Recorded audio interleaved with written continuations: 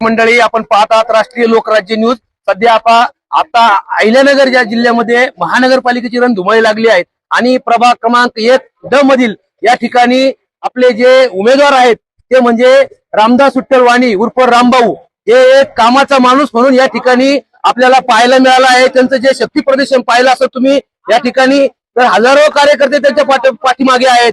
पण त्यांना आपल्या सोबत या ठिकाणी अहिल्यानगरचे नगर दक्षिणचे खासदार या ठिकाणी निलेश लंके आपल्या सोबत जोडले आहेत, तर आपण त्यांच्याशी चर्चा करणार आहोत। सर, या ठिकाणी आपले जे उमेदवार आहे महाविकास आघाडीचे त्यांच्यावर म्हणजे दबाव आणला जातोय असं काही या ठिकाणी घडलं आहे का? निवडणुकीमध्ये तुम्ही पाहिलं असेल, आपल्या पायाखाली वाळू सरकल्यानंतर माणूस चुकीच्या पद्धतीने धडपड करतो।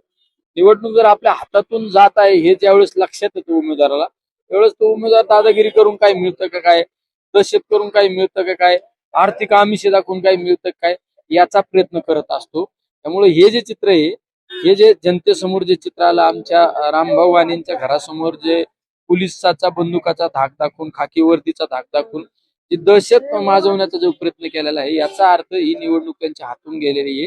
ही निवडणूक मध्ये आमचे हे तिन्ही उमेदवार चांगल्या पद्धतीने चांगल्या मताने निवडून येते। माझा दुसरा प्रश्न असा आहे की या ठिकाणी आपले रामभाऊ आहे यांच्यावर दबाव आणण्यात आला। पोलीस प्रशासनाने या ठिकाणी जे अधिकारी होते त्यांनी या ठिकाणी बंदूक दाखवून धाक दाखवला गेला, एक दादागिरी दहशत केली, तर याबद्दल तुम्ही काय समज दिली?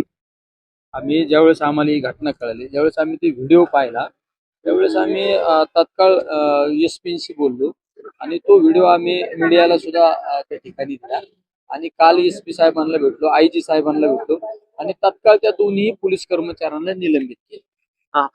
माझा एक दुसरा प्रश्न आहे की या ठिकाणी प्रभाग क्रमांक 1 ड मध्ये आपले रामभाऊ वाणी हे उमेदवार आहेत आणि त्यांचं महाकाली प्रतिष्ठान आहे। त्या महाकाली प्रतिष्ठानच्या माध्यमातून त्यांनी अनेक कामं केली आहेत या वार्डमध्ये, कारण त्यांच्या ज्या आई आहेत वेणूबाई, त्यांना बाई म्हणतात सर्व प्रेमाने, आणि त्यांचं या ठिकाणी चांगलं काम असल्यामुळे त्यांच्यावर दबाव आणण्याचा प्रयत्न होत आहे का या ठिकाणी? माझे उमेदवार दबाव